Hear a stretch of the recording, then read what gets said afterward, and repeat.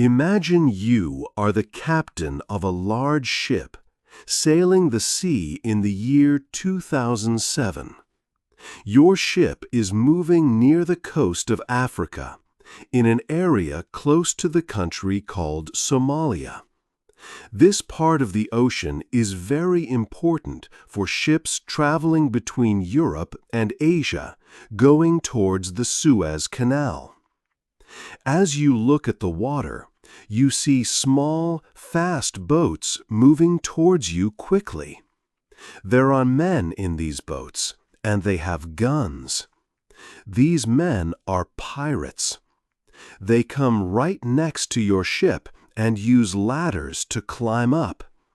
They want to take control of your ship and make you and your crew prisoners. Their goal is money.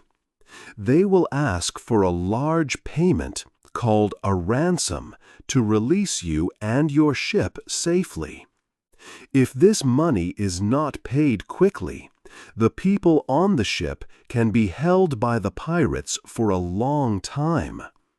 This could mean days, weeks, months, or even years as prisoners. This situation became very common. Around the year 2007 and in the years that followed, many hundreds of ships were attacked in this way. Many sailors and captains were taken by pirates operating near Somalia. It was a serious problem for ships from all over the world. But how did this happen? How did this area become so dangerous?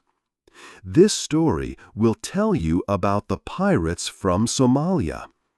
It will explain how men who were once simple fishermen came to be part of dangerous groups that attacked ships on the ocean. It is a story about how people's lives changed greatly. 2. What is piracy? If someone takes things from people on land, we call them a thief. But if they take things from people on a ship at sea, we call them a pirate. Pirates have been on the sea for a very, very long time. As long as people have used ships to move goods from one place to another, there have been pirates. You might know stories about pirates from long ago. There were pirates like Blackbeard. He lived hundreds of years ago. These old pirates sailed on the oceans. They attacked other ships to steal money and valuable things. Some of them were poor men who wanted a better life. They saw the sea as a place to find money or become powerful. People often think pirates are only from history books or movies. But piracy is not just a story from the past. It still happens now, today, on the world's oceans. When we look at maps that show where ships are attacked, we see many dots. These dots show us where pirates are active around the world. Piracy happens in different seas and near different countries. Pirates attack ships that carry many goods across the water. They might want to steal things from the ship. Or, sometimes, they take the people on the ship and ask for money to let them go. This money is called a ransom. For many years, the area near Somalia was a very dangerous place for ships. It was a place where piracy grew. There are many reasons why this happened in that specific part of the world. This story will help us understand how the sea near Somalia became known for pirates, and why it was different from piracy in the past or in other places. It became a serious problem for ships traveling on a busy sea route.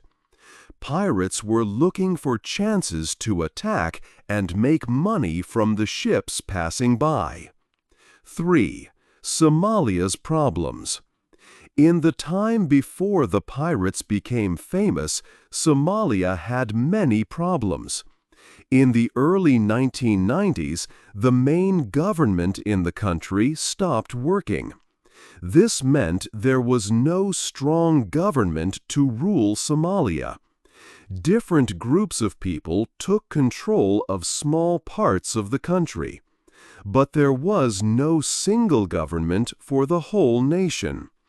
Somalia has a very long coast next to the sea. It is the longest coast in all of Africa. Because there was no government, this long coast had no police. There were no rules to protect the sea or the people who lived there. It was like an open road for anyone to use. Soon, big fishing boats came to Somalia's waters. These boats were from other countries. They were much bigger than the small boats used by Somali fishermen. These large boats caught a lot of fish. They used big nets that caught too many fish at one time. They also hurt the seafloor with their nets. Taking so many fish was bad for the sea. It meant there were fewer fish for the Somali people to catch. Fishing was the main way many Somalis made money and got food. The big foreign boats took their living. The local fishermen could not catch enough fish anymore. Their families had less food and less money. At the same time, another bad thing happened. Some companies from other countries put dangerous waste into Somalia's waters. This waste was very bad for the sea and for the people. It could make people sick. The waste hurt the places where fish lived. So, Somali people faced two big problems. Their fish were taken by big boats from other places, and their water was made dirty and dangerous by waste. They had no government to help them. There was no one to stop the big boats or the waste. The sea, which gave them life, was in trouble. This made life very hard for many people in Somalia. 4. Fishermen fight back. Somali fishermen faced many difficulties. Large boats from other countries came and took too many fish from their sea. Also, harmful waste was put into the water near the coast.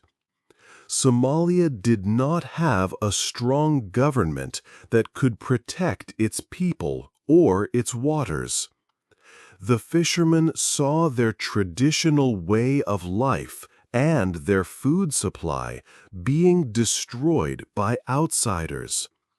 Feeling they had no other choice, some decided to act to defend their sea and their future. Groups of fishermen began to organize themselves. They formed local groups to guard the areas of the sea close to their homes. Some of these groups called themselves the Somali Coast Guard. They used their small, basic fishing boats to go out onto the water. Their goal was to find the large foreign fishing boats that were working illegally in Somali waters or dumping waste. When they found these foreign vessels, they would try to stop them. They would get on board, often carrying simple weapons. Then they would demand money from the captains or owners of the foreign boats. This money was presented as a fine or a payment required for using Somalia's sea. Essentially, they were saying, "You are hurting our sea, and you must pay us for it." These first actions were simple and happened only a few times each year. Some experts later described this as subsistence piracy. It was piracy because it involved taking control of ships and asking for money. However, for many of the fishermen, it started as a way to survive and protect their environment and jobs against foreign exploitation. These early acts were not complex or part of a large plan.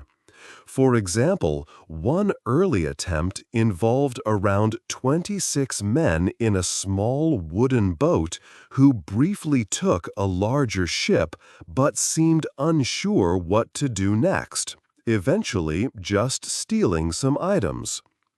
The world outside Somalia mostly did not notice these few incidents. It was not considered a major global issue at that time. However, a terrible natural event made things much worse. In December of the year 2004, a powerful tsunami, a very large wave, hit the coast of Somalia. The tsunami caused terrible damage. It destroyed many homes and ruined the small fishing boats that local people depended on. This disaster made life extremely difficult for communities already struggling. The wave also washed ashore some of the harmful waste that had been secretly dumped in the sea, confirming its presence and dangers. Even after the tsunami, Somalia remained a country without peace or strong control. A central government did not effectively rule all parts of the nation. Different regions were controlled by powerful local groups or warlords. The country was unstable and unsafe. This difficult environment, combined with the problems caused by outsiders using their waters and the damage from the tsunami, created conditions where the simple acts of fishermen defending their sea could begin to grow and change into more organized and serious piracy. 5. Pirates get stronger. Pirates became much smarter and stronger. They did not just use small boats near the coast anymore. They started using larger ships, like floating bases far out at sea.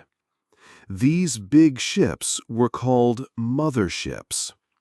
Small, fast attack boats went out from these big ships. This helped pirates go far into the ocean to find ships. They also used new technology. Pirates had radar. This helped them find ships from far away, even in the dark or bad weather.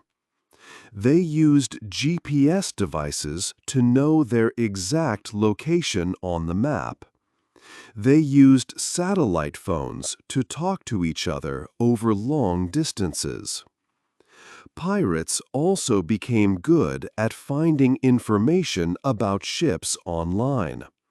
They looked on websites and databases to learn about ships' routes and schedules. With these better tools and methods, pirates started new plans.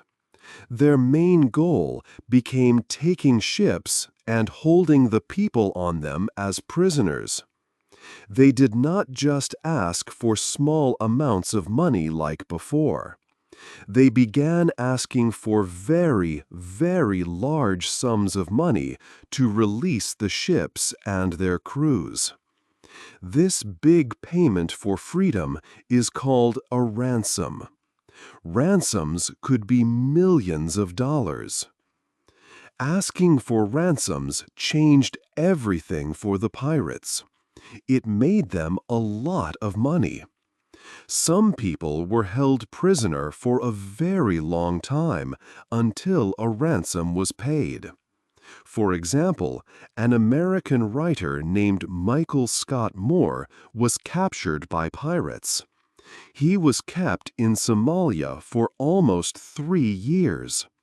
His family and friends worked to pay the money the pirates wanted.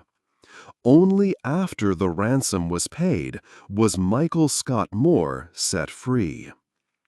Leaders in Somalia who had power, called warlords, saw that pirates were making huge amounts of money from ransoms. These warlords wanted to get rich too. They started to invest in piracy. This meant they gave money to the pirates.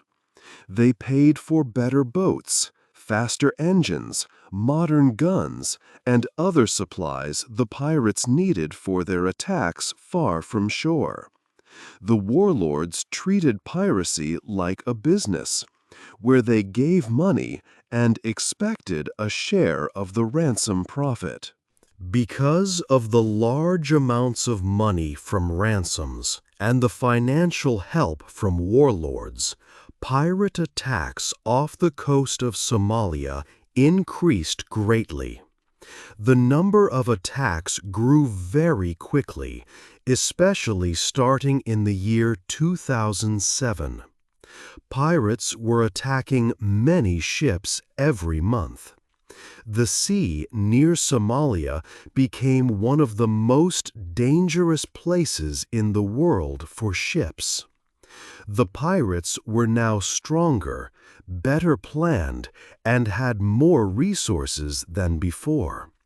This made them a much bigger threat to international shipping. By 2011, the number of attacks was very high, and the average ransom paid was much larger than before.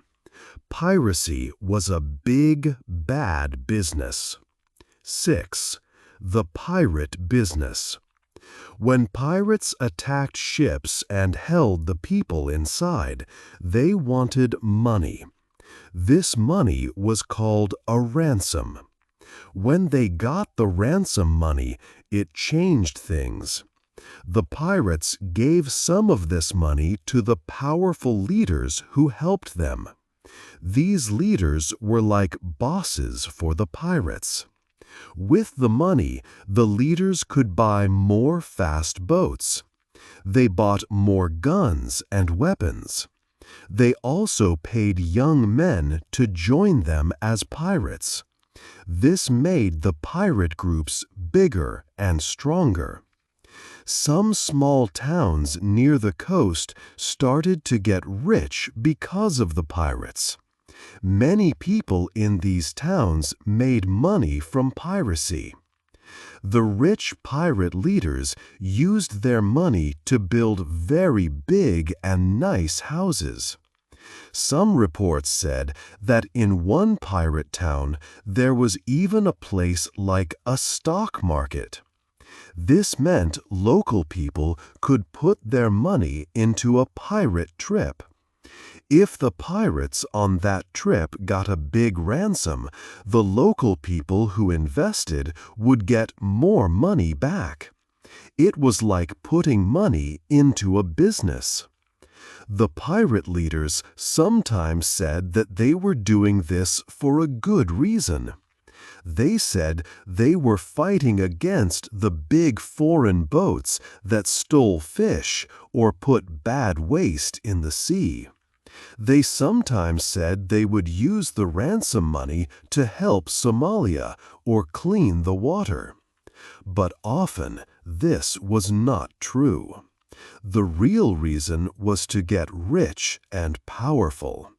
They used their power to hurt people. They even stopped and stole ships that were carrying food and medicine for the Somali people who needed help. Piracy was not about helping Somalia anymore. It was a big, bad criminal business.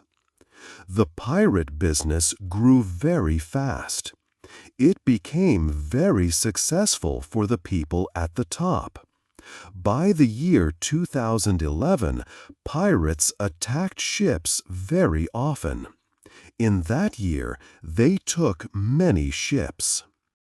They also held many people as prisoners, more than 1,200 people in that year alone.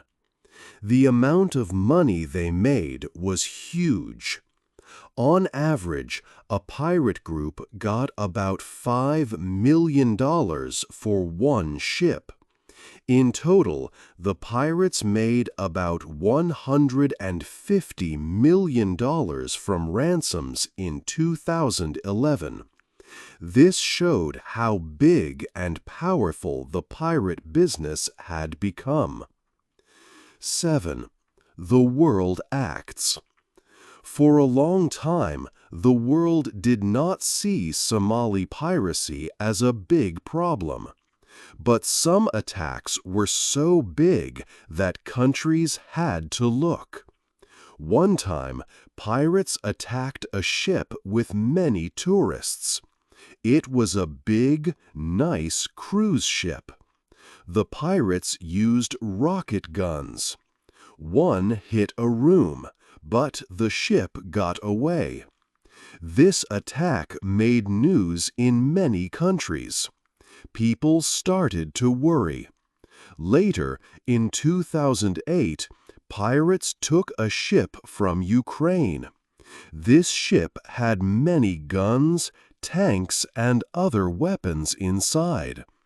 They were going to a country called Sudan. The pirates wanted a lot of money, like $35 million, to give the ship back. Countries like the United States and Russia sent their navy ships to watch the Ukrainian ship. They did not want the weapons to go to the pirates or other bad people. The pirates did not get $35 million, but they did get more than $3 million. The ship with the weapons then went on its way. This event showed the world that the pirates were now very dangerous and could cause big problems for many countries. The most famous attack happened a few months later. Pirates took a big ship from the United States. It was a container ship carrying goods. 4 pirates got on the ship. They took the sailors as prisoners. They asked for $2 million. The United States government does not usually pay money to get prisoners back. Instead, they sent their special soldiers, the Navy SEALs. After 4 days, the SEALs came. They shot 3 of the 4 pirates and saved the captain and the other sailors. This event was made into a movie. These dramatic things were in the news everywhere. People around the world now knew how serious Somali piracy was. Stopping the pirates was not easy. First, ships on the sea cannot always have guns. There are rules from different countries about guns. Shipping companies also worried that guns on their ships could cause problems. Second, it was hard for Navy ships to find the pirates. Pirates often used small boats and looked like normal fishermen. When they attacked a big ship, they used the sailors as human shields. This means they kept the sailors with them to stop Navy ships from shooting.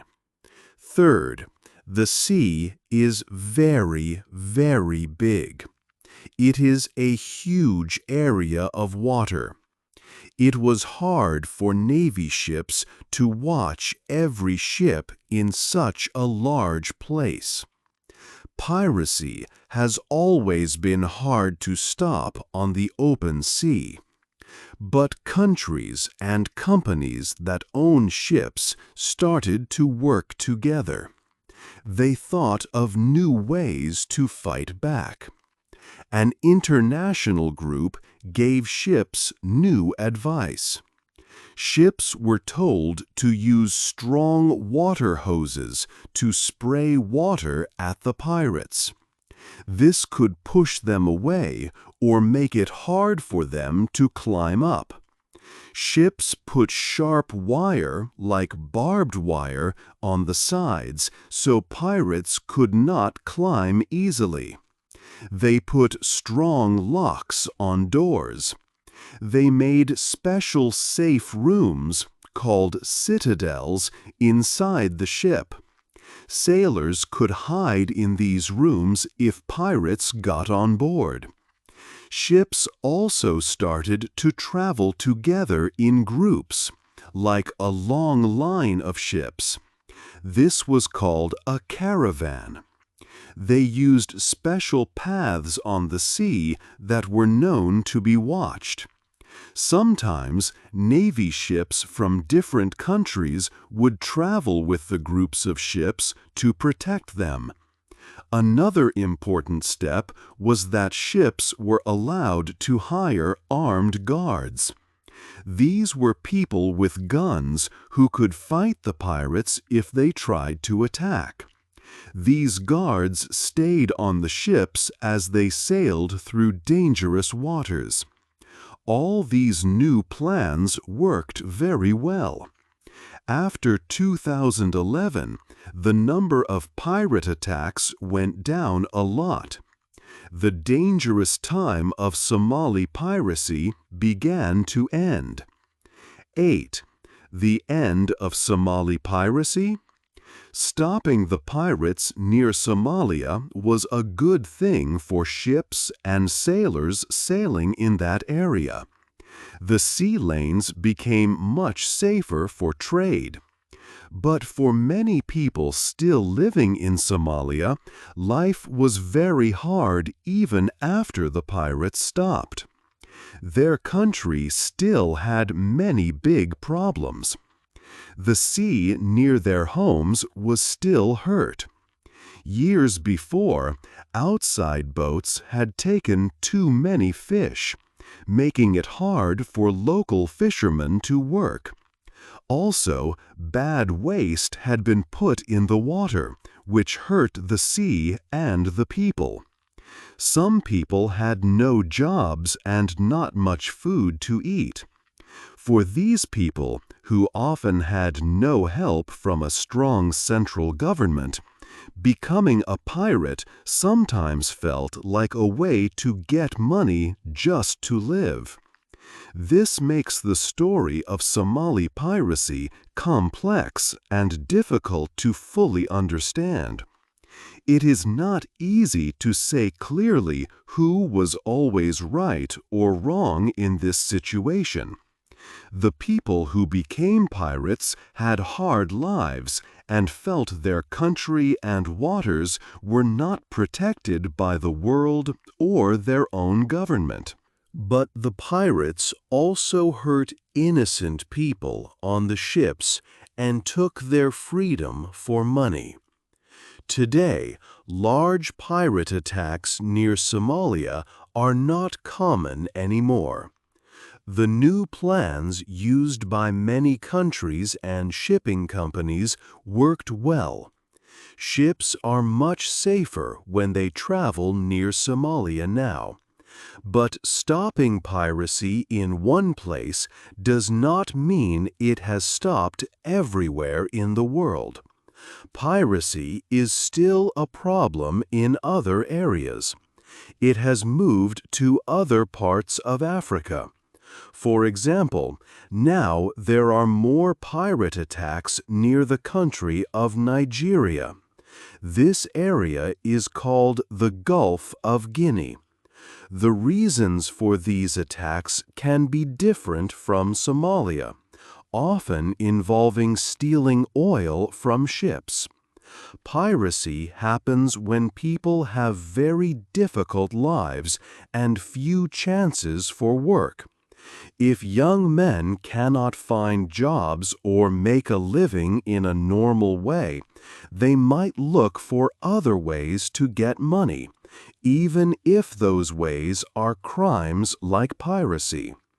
It is also easier for piracy to start and grow quickly if a country's government is weak. If the government cannot protect its people, provide jobs, or stop crime, then bad leaders can see a chance to make money from illegal things, like organizing pirate groups. These leaders often invest in pirate trips, hoping to get rich from the large amounts of money taken from ships as ransoms or from stealing goods. Piracy can start and grow when people are poor, when bad leaders want money, and when the government is not strong enough to help its people or protect its waters from criminals. Thinking about the story of Somali piracy and where piracy happens now, do you think piracy will ever stop completely around the world? Or will it always move to new places where problems like poverty and weak governments exist? Hey there! Just a second before you go.